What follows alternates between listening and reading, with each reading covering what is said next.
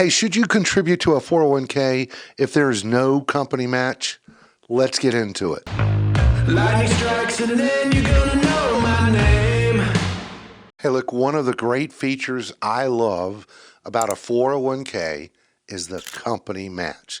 Now, the percentage of that company match, that's going to vary from company to company, but most commonly what I see with employer retirement plans is a 5% match. So what that means is for every dollar you contribute, the company will contribute or match up to 5% of your salary in this example. So let's say you make $100,000 at your job and you contribute 5% or $5,000, then the company would match $5,000. You just made 100% return on your money. Look, that's pretty awesome, right? But what if your 401k has no company match? Should you still contribute to that 401k? I get this question a lot. In fact, it was just last week I had a client come in and she had changed jobs and her new employer did not offer a company match. So she asked me, hey Keith, is it worth it to contribute to that 401k or should I just invest my retirement dollars elsewhere? So let's dive into this question and see what makes sense. Well, the answer, like many financial questions I get, is it depends. It will depend on a lot of things. It'll depend on how much you are able to save for retirement. It'll depend on your age, your tax bracket, things like that. Now, while I cannot give you specific advice on this because I don't know your individual situation, but I can give you some guidance and some things to consider. Let's first of all look at your savings rate and the amount of money you are able to save for retirement in general.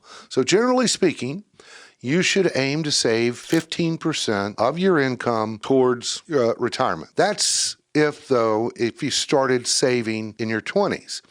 If you delayed saving for retirement until, say, your 30s or your 40s or later, then you most likely will need to save more, maybe like 20% or 25%, and that's because you started later in life. Let's just say, for example, your savings rate is 20%. So if you make $100,000, for example, then $20,000 is going to be saved in retirement. Well, in 2023, the maximum contribution to a 401k is $22,500, whereas the maximum contribution to an IRA or Roth IRA is $6,500. So think about this. If you said, I'm not going to contribute to that 401k, you're going to forego the 401k contribution just because there was no match. Then you say, I'm just going to max out an IRA at $6,500. Guess what? You did not meet your savings rate. So because there is a higher contribution limit with the 401k, you may want to consider contributing even without a company match. Now, if the 401k offers a Roth option, this could be a no-brainer. You may be in a situation where your income is too high to be able to contribute to a Roth IRA, but guess what? There are no income limits to contribute to a Roth 401k.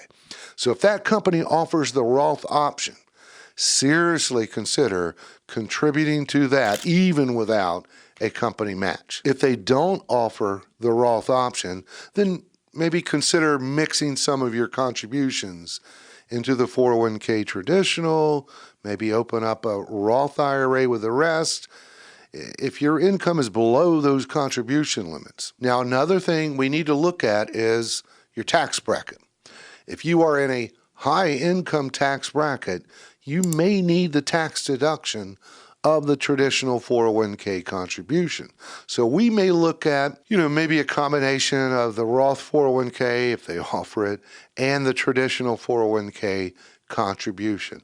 So that's where you need to get with your tax advisor that knows your situation to see what breakdown makes the most sense. Another thing to consider is maybe spread out that total savings rate between the 401k and a brokerage account and maybe the Roth option, because the brokerage account would be outside of your 401k and it's taxed different, because ideally you would want 3 buckets or 3 types of accounts for retirement: tax deferred, tax free, and taxable. Now, you've heard me say this time and time again. So that's what I would like to say. If you're able to save more than an IRA contribution limit, which is $6,500 in 2023, then yes, consider contributing to that 401k, even though there is no company match. And if the 401k offers a Roth option, oh, then yes, consider loading up on that. All of this depends on your unique situation. And if you would like to talk to me one-on-one about this, there's a link in the description below where you can schedule some time to talk with me, and I'd be happy to go over your situation.